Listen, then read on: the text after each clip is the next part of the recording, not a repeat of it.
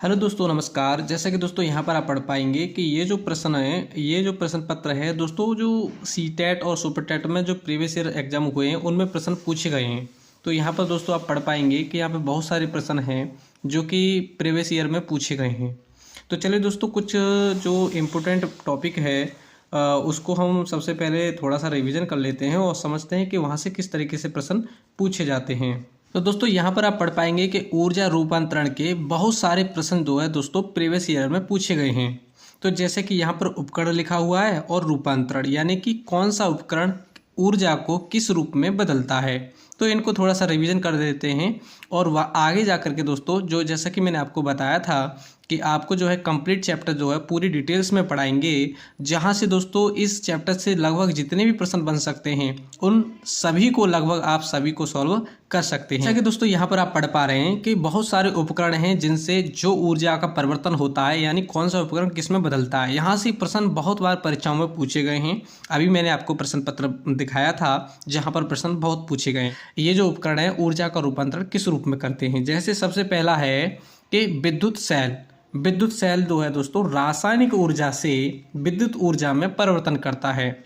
विद्युत सेल जो होता है दोस्तों, ये सेल की बात हो रही है, उसमें रासायनिक ऊर्जा संचित रूप में होती है, उसका ही रूपांतरण दोस्तों वह विद्युत ऊर्जा के रूप में करता है। इसी प्रकार आप जानते ही होंगे कि विद्युत मोटर जो होता है वह क्या करता है, विद्युत ऊर्जा से यांत्रिक ऊर्जा में परिवर्तित करता है। यानी विद्युत से तो चलाई जाती है मोटर, तो वो क्या होता है, यंत्रों में बदल जाती है। इसी प्रकार जेनरेटर, जेनरेटर क्या होता है, एक यंत्र होता है, तो वो चलता है और उससे विद्युत ऊर्जा प्राप्त होती है। यहाँ पर इसी प्रकार आप समझ सकते हैं कि यांत्रिक ऊर्जा से विद्युत ऊर्जा में परिवर्तन होता है। जेनरेटर क्या करता है, यांत्रिक ऊर्जा से वैद्युत ऊर्जा में या विद्युत ऊर्जा में परिवर्तन करता है। जैसा कि दोस्तों आप पढ़ पाएंगे कि बहुत सारे उपकरण हैं जिनसे ऊर्जा का रूपांतरण किस रूप में होता है, उसको हम रिवीजन कर लेते हैं। आपको पता ही होगा कि जो वैद्युत सेल होता है या विद्युत सेल होता है, उसमें ऊर्जा जो है रासायनिक रूप में संचित होती है और उसी ऊर्जा को विद्युत ऊर्जा में बदलते हैं।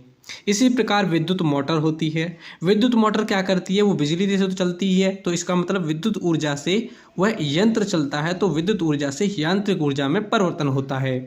आप इस तरीके से समझ सकते हैं। जैसे जनरेटर होता है, जनरेटर क्या होता है, यंत्र होता है, यंत्र चलता है, उससे विद्युत ऊर्जा उत्पन्न होती है। इसी प्रकार यांत्रिक ऊर्जा से विद्युत ऊर्जा में परिवर्तन होता है।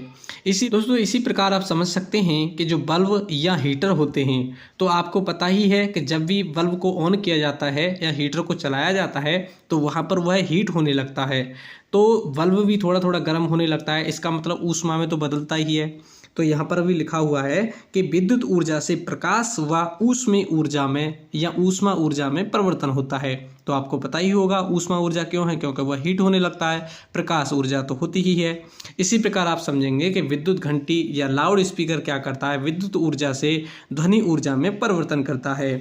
माइक्रोफोन क्या करते हैं, वहाँ पर बात जब करते हैं तो ध्वनि ऊर्जा से विद्युत ऊर्जा में परिवर्तन होता है। यानी विद्युत चुम्बकीय तरंगें जो है वहाँ से प्रकाशित होती हैं, तो विद्युत ऊर्जा में परिवर्तन हो जाता है।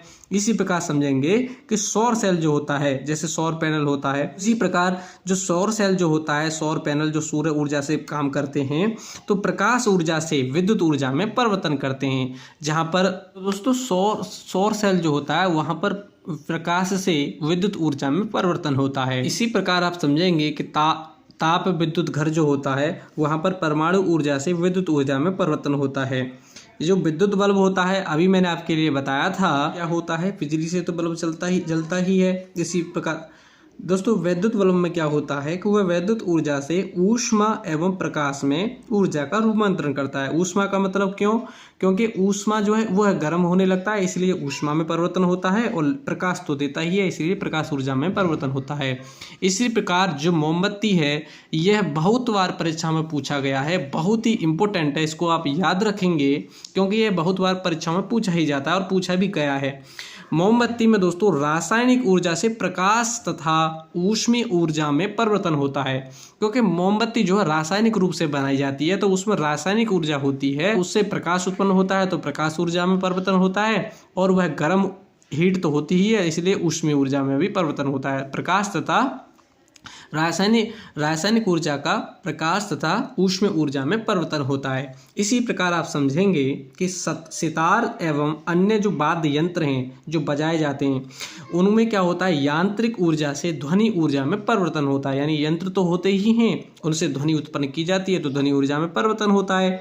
इसी प्रकार आप समझेंगे कि भाप, पेट्रोल एवं डीजल का इंजन क्या करता है, ऊष्मा से यांत्रिक ऊर्जा में परिवर्तन करता है। ऊष्मा से यांत्रिक ऊर्जा में परिवर्तन करता है। जैसा कि आपने समझा कि आप इसको बहुत ही इंपॉर्टेंट पॉइंट है, याद रखेंगे कि विद्युत सेल जो है रासायनिक ऊर्जा से वैद्युत ऊर्जा में परिवर्तन करता है। तो दोस्तों क्लास जरा सी भी अच्छी लगी हो तो प्लीज़ वीडियो को लाइक करना और हमें थोड़ा सा सपोर्ट करना। हम भी आपके लिए दोस्तों डिटेल्स में चैप्टर आपके लिए कंप्लीट पढ़ाएंगे, जहां पर आपके लिए PDF भी मिलेंगी और लगभग जो भी टॉपिकों से प्रश्न पूछे गए हैं सभी को डिटेल्स में पढ़ा करके आपको पढ़ाएंगे, ताकि जहां से जितने भी लगभग प्रश्न पूछे जाएँ आप सभी को सॉल्व कर सकें। थैंक यू दोस्तों, नमस्कार।